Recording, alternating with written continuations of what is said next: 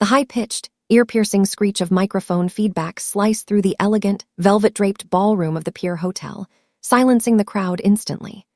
I stood stage right, my hands gripping the edges of an oversized charity check for $2 million, my face frozen in the polite, professional smile I had perfected over 10 grueling years as the chief operating officer of Holly's Hospitality. The lights were blinding, hot against my skin, but I didn't flinch. I was used to the heat. My father, Thatcher Hollies, stood at the podium adjusting his silk tie. He looked every inch the titan of industry, silver hair, bespoke tuxedo, and a gaze that could freeze water. He cleared his throat, a sound that echoed through the silent room. The board members, the investors, the city's elite, they all leaned in. Everyone knew tonight was the night. It was the 50th anniversary gala. It was the night the torch would be passed. I had earned this.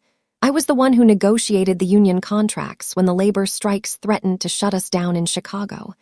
I was the one who modernized our archaic booking system, dragging the company into the 21st century. I was the one who practically lived on airplanes, visiting every single property while my father played golf in Palm Beach. I ran this company. Everyone knew it. And so, my father boomed, his voice echoing off the crystal chandeliers, it is with immense pride and a full heart that I announce my successor. The new CEO who will carry our family legacy into the future, my son, Sterling. The silence that followed wasn't respectful. It was confused. It was heavy, suffocating. The applause was scattered, hesitant, like people weren't sure if they had heard correctly. Sterling, my brother, the same Sterling who had spent the last week partying on a yacht in Chelum while I worked 18-hour days finalizing the quarterly reports. Sterling stepped up to the podium, a smug, lazy grin plastered on his face. He looked like he had just rolled out of bed and into a tuxedo. He grabbed the microphone and didn't even glance in my direction. I felt the blood drain from my face, leaving me cold and dizzy, as if the floor had dropped out from under me. The camera flashes erupted like lightning, blinding me, capturing the exact second my heart shattered and my career ended. My name is Sloane. 5 minutes ago, I was the heir apparent to a multi-billion-dollar hotel empire.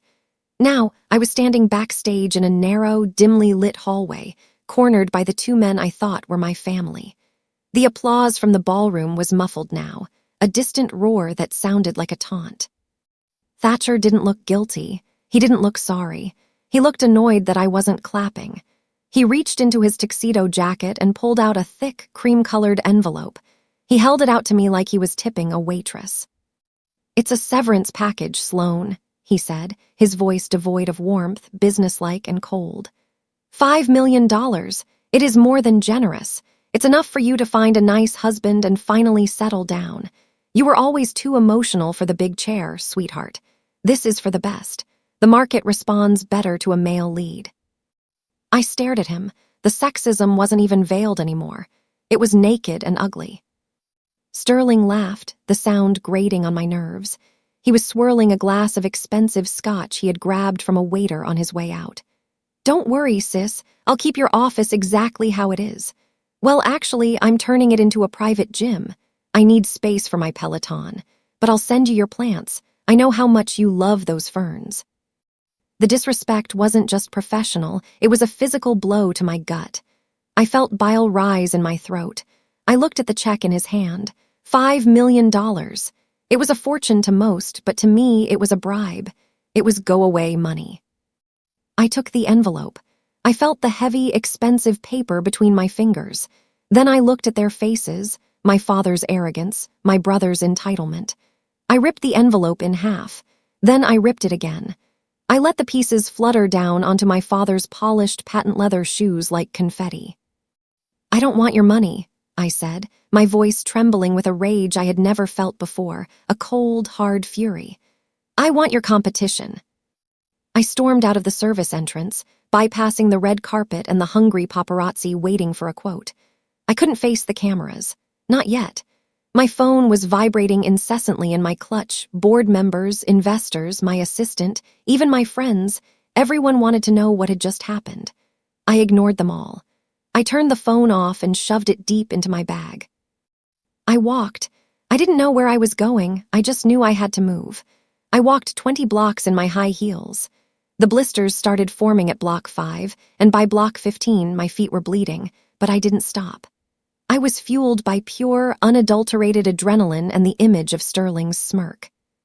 I finally arrived at my penthouse, a stunning apartment overlooking the park. It was company property, a perk of my position, a place I had called home for 7 years. I dug for my key card, my hands shaking, and swiped it at the lobby entrance. The light flashed red. Access denied. I frowned and wiped the card on my dress. I tried again. Red. Access denied. Sterling, he had deactivated my access codes before the gala had even finished. He had planned this. He wanted me on the street. I was locked out of my own home less than an hour after being fired. I slumped down on the cold concrete curb in my couture gown, shivering in the biting New York wind. Passers-by stared at the crying woman in the expensive dress, whispering to each other, but I didn't care. I looked up at the dark sky. I realized then that I had absolutely nothing. No job, no home, no legacy. My father had taken everything. But as I wiped the mascara from my cheeks, a cold resolve settled over me. He had taken my assets, but he hadn't taken my mind. I had my brain, I had my contacts, and I knew exactly where the Hollies' bodies were buried. 2 weeks later, my life looked very different. I wasn't wearing couture anymore. I was wearing jeans and a sweater, sitting in a cheap, short-term rental that smelled like stale cigarettes. My laptop was open, the screen glowing in the dim light. I was staring at a real estate listing for a dilapidated Art Deco motel in a gritty, forgotten part of the city. The sign in the photo read the Starlight Motor Inn, but the C and T were missing, so it just read Arlight Motor Inn. It was known in the neighborhood as a drug den, infested with mold, rats, and bad memories. My father had looked at this property years ago as a potential teardown and laughed, calling it trash for trash people. "Perfect," I whispered, tracing the line of the roof on the screen. I liquidated my 401k. I sold every piece of jewelry I owned, including my grandmother's vintage pearls and the diamond watch my father gave me for my 30th birthday. I cashed out my personal stocks. It was a terrifying gamble. I was putting every single penny I had into a ruin. I met the owner, a tired, gray-haired man named Harlan, at the site the next day. He looked at me, a fallen heiress in a thrift store coat, and raised an eyebrow. The building was worse in person. The windows were boarded up. The smell of mildew was overpowering. "You sure about this, lady?" Harlan asked, kicking a piece of loose gravel. "This place is a money pit. The plumbing is shot, the roof leaks. You're buying a headache." I looked up at the crumbling facade. I didn't see a ruin. I saw bones. Good bones. I saw a blank slate where I could write my own story. "I'm not buying a building, Harlan," I told him, clicking the pen to sign the deed, my hand steady. "I'm buying a weapon." Buying the building was the easy part. Now I needed money to fix it. I needed a construction loan, and I needed it fast. I put on my best suit, the only one I had kept, and walked into the bank where I had done business for a decade. The loan officer, a man named Mr. Henderson, was someone I had shared lunch with 50 times. I had sent him a gift basket when his daughter was born. He wouldn't even look me in the eye. He shuffled papers nervously, sweating. "I'm sorry, Sloan," he mumbled, staring at his desk. "Your application was flagged. I can't approve it." "Flagged? Why?" I demanded. "My credit is perfect. The business plan is solid." He sighed and lowered his voice. "Thatcher Hollies made a call this morning. He said if we fund any of your ventures, Hollies Hospitality will pull their corporate accounts. That's hundreds of millions of dollars, Sloan. We can't lose that business. I'm sorry." I went to 3 more banks. It was the same story. My father was actively blocking me from the grave of my career, ensuring I stayed buried. He wanted me to come crawling back for that allowance. I realized I couldn't do this the traditional way. I pulled out my phone and scrolled to a number I hadn't used in years. Knox. Knox was a tech billionaire who despised my father. Thatcher had cheated him on a land deal in the 90s, costing Knox a fortune and his reputation. Knox had never forgiven him. I met him for coffee at a diner. I pitched him, not a hotel, but a digital nomad sanctuary. Knox listened, his eyes gleaming with interest. He leaned back. You want to build a luxury hotel in the slums to spite your dad. I want to build the future, I corrected. And yes, spitting him is a bonus. If you can open in 3 months, I'll back you, he said. But if you fail, I take the property and sell it for scraps, and I want 40% equity. It was a shark's deal, but I was drowning. Deal, I said, shaking his hand. There was no glamour in my new life. I spent my days and nights in the dust and debris of the motel. I couldn't afford a full construction crew, so I hired day laborers and worked alongside them. I was on my hands and knees, scrubbing decades of industrial grime off vintage tiles because I couldn't afford a cleaning crew yet. My expensive manicure was ruined, my knuckles were scraped and raw, and my back ached constantly. I inhaled drywall dust and ate gas station sandwiches. During a break, I sat on a bucket and checked Instagram. Sterling had posted a photo from the corporate jet. He was holding a glass of champagne, wearing sunglasses inside, captioning it New Era. The news feed said he was rebranding the flagship Holly's Hotel with gold leaf walls and caviar bars. He was doubling down on old luxury. He was building a palace for people who didn't exist anymore. The modern traveler didn't want gold leaf. They wanted authenticity. They wanted experience. I looked around at my stripped-down lobby. We had exposed the original brick and polished the concrete floors. We kept the neon sign but fixed the wiring. It was raw, real, and cool. I wiped a smudge of dirt from my cheek and smiled, a gritty, determined smile. Let him have the gold, I whispered to the empty room. I'll take the soul. Construction was halfway done, and we were on schedule. I was finally starting to feel hopeful. Then, disaster struck. A city inspector showed up unannounced on a Tuesday morning. He was a short, sweaty man with a clipboard. He walked around for 10 minutes, barely looking at anything, ignoring the new plumbing and the reinforced beams. He walked straight to the front door and slapped a red "Stop Work" sticker on the glass. Improper wiring, he said, smirking as he handed me the citation. That's impossible, I argued, my voice rising. We rewired the whole building last week. It's up to code. I have the certificates right here. Anonymous tip said otherwise. He shrugged, not meeting my eyes. We have to investigate. Could take months, maybe a year. It was Thatcher. He was watching me. He knew I was on a tight deadline with Knox. If I didn't open in time, I lost everything. I didn't panic. I couldn't afford to. I went to my car and pulled the blueprints. Then I made a call to a journalist friend, Maria, whom I had helped years ago with a scoop. Maria, I said, I have a story about a city inspector taking bribes to shut down small businesses. I have names and I have dates. I walked back to the inspector. I held up my phone, showing him Maria's contact. You can reevaluate the wiring right now, or you can be on the front page of the Gazette tomorrow morning. I know who sent you, and I know what he paid you.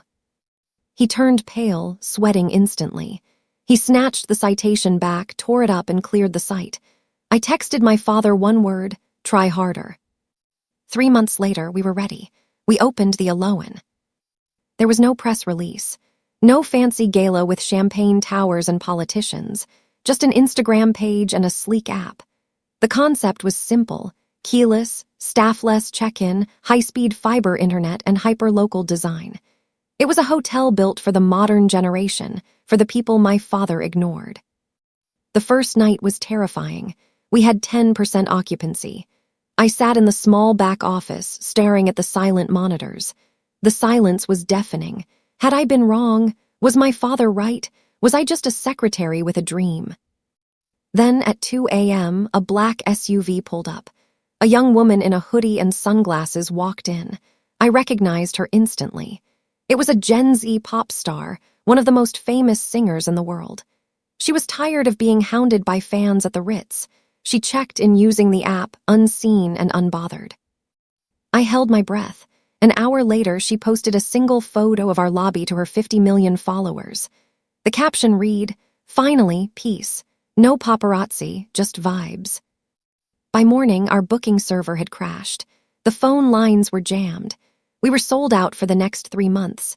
The Alohan wasn't just a hotel, it was a viral sensation. My phone rang a week later. It was Greer, the VP of operations at Holly's Hospitality. She was a brilliant woman, a mentor who had taught me everything I knew about logistics and supply chains. "Sloan," she sounded like she had been crying. Her voice was thick with emotion. "Greer, what's wrong?" I asked, standing up. "Sterling fired me," she sobbed. "He called me into his office this morning. He said I was too old to understand the new vision. He said he wanted fresh blood. Sloan, I've given that company 20 years of my life." Sterling was purging the loyalists. He was removing the brain trust of the company, replacing experience with sycophants. This was my chance. "Stop crying, Greer," I said firmly. "Pack your things, right now. Come to the Alohan. I can't pay you what you made there, not yet, but I can give you equity. You'll own a piece of what we build. And I promise you, we are going to build something that makes Holly's look like a dinosaur." Greer accepted on the spot. Over the next week, I quietly hired the top 5 executives Sterling had fired. I wasn't just building a hotel chain anymore. I was assembling a war council. I ran into Sterling a month later at a mandatory charity auction. I was wearing a sharp, tailored suit, not a gown. I felt powerful. He looked tired. His face was bloated from too many late nights, and his tuxedo looked rumpled. When he saw me, he sneered, loud enough for the surrounding donors to hear. "Well, if it isn't the innkeeper," he laughed, swirling his drink. "Heard you're running a hostel for hipsters in the ghetto. Is it true you clean the toilets yourself, Sloan? Or do you have the rats do it for you?" The crowd tittered nervously. They expected me to be embarrassed. They expected the old Sloan to shrink away. I smiled, cool as ice, and took a sip of my water. I stepped closer to him. "I do whatever it takes to succeed, Sterling," I said calmly. "That's the difference between us. By the way, how is the union negotiation going? I heard the housekeeping staff is threatening to strike next week because you cut their health care to pay for your office renovation." His smile faltered instantly. He didn't know that I knew. The color drained from his face. "That's internal business," he snapped. "It's about to be public business," I replied. "Watch your back, brother." I walked away, leaving him looking incompetent and foolish in front of the city's elite. The strike hit Holly's Hospitality hard. It was a PR nightmare. Hundreds of housekeepers, bellhops, and kitchen staff were picketing outside the flagship hotel, chanting against Sterling. Instead of negotiating, Sterling went on live TV. He looked sweaty and defensive. He called the workers greedy and ungrateful. He said they should be happy to have jobs. It was a disaster. The internet tore him apart. Meanwhile, at the Alohan, I held a press conference. I announced a revolutionary profit-sharing model for all our staff. Every maid, every receptionist, every janitor would get a percentage of the profits. The contrast between the two companies was brutal. One was a greedy tyrant, the other was a partner. The media picked up the story immediately. The tale of two siblings. My face was on the cover of Forbes next. The headline read, "The Rebel Heiress, How Sloan Holly's is Reinventing Hospitality." My father called me that night for the first time in months. I watched the phone ring on my desk. Dad calling.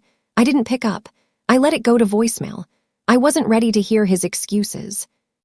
Knox was thrilled with our numbers.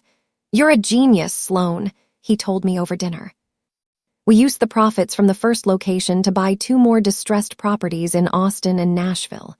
We replicated the model. Buy cheap, renovate with style, use tech to keep costs low, and treat the staff like partners. The Alohan brand was becoming a movement. We were cool, ethical, and exclusive. Influencers were begging for stays.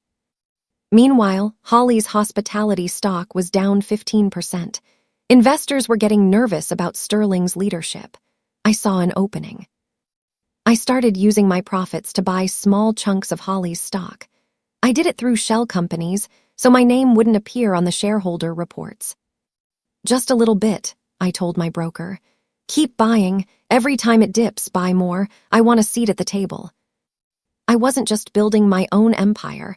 I was slowly buying my way back into theirs. It was a dangerous game, but I was playing to win.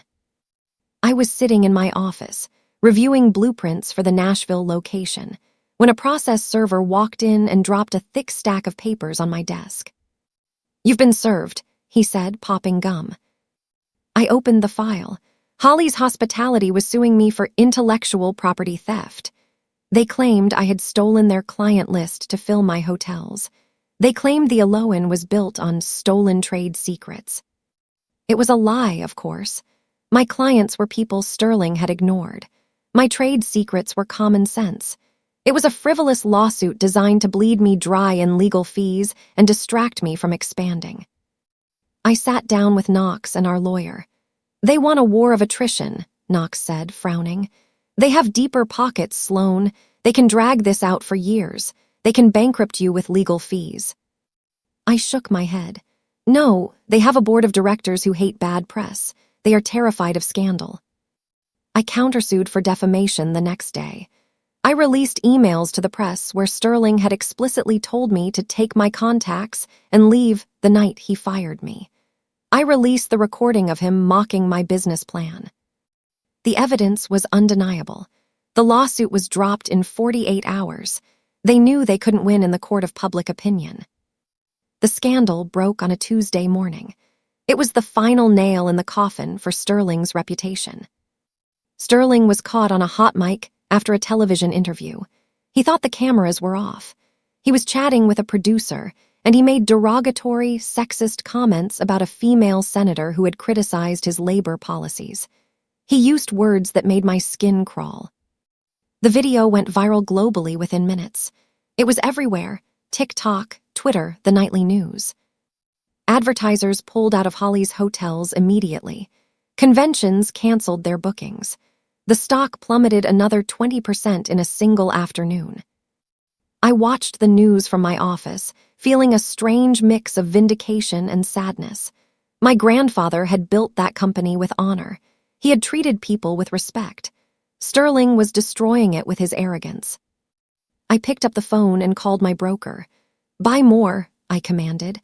"Buy as much Holly's stock as you can get your hands on. It's on sale. Empty the accounts." Greer knocked on my door, looking pale. She closed the door behind her and locked it. "Sloan, it's worse than we thought," she said, her voice a whisper. "My source in accounting." She sent me something. "What is it?" I asked. "Sterling is leveraging the company assets. He's covering personal gambling debts. He's lost millions in Vegas, Sloan. And he's using the company accounts to pay the bookies. He's borrowing against the buildings themselves." I sat up straight. If this was true, the company wasn't just struggling, it was hollow.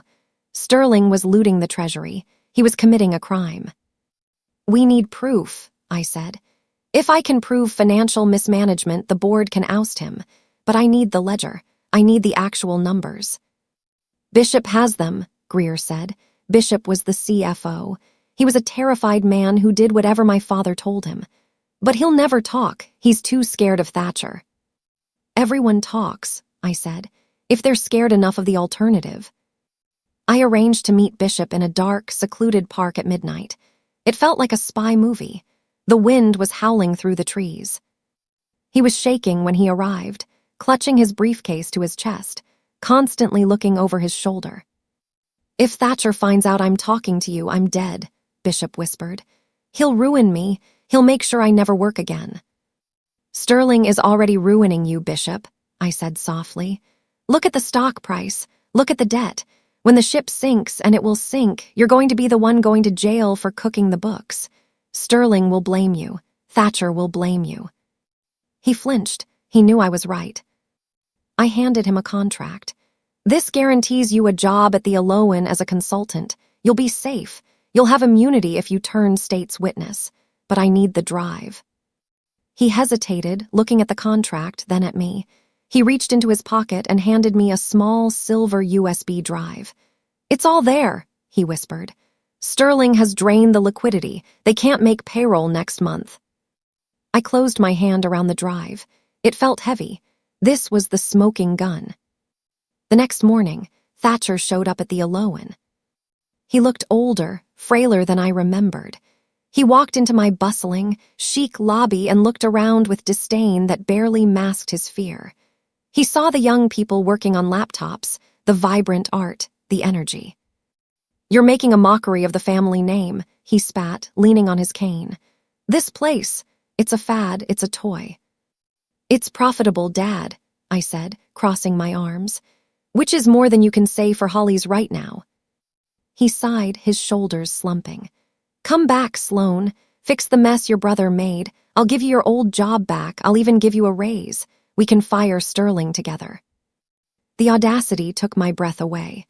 After everything, he thought he could just whistle and I would come running. He thought I was still that little girl seeking his approval. "I don't want a job, Dad," I said coldly. "I have a company. I built this without you. I don't need you."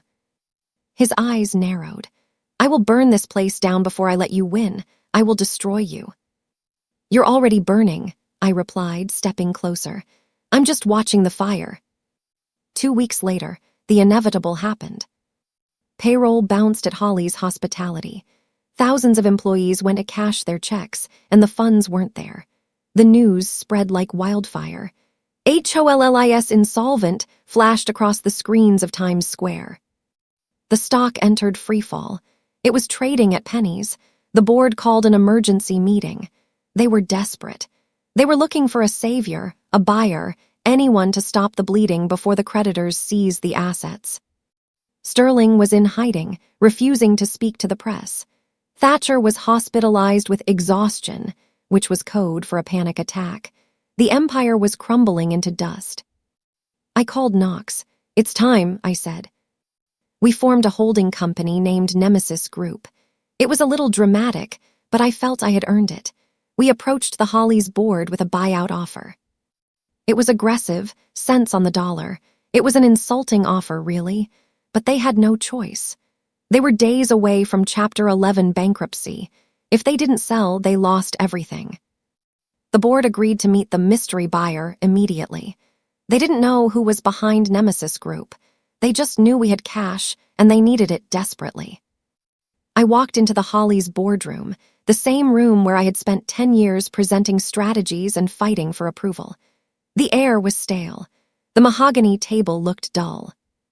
The board members looked confused, whispering to each other.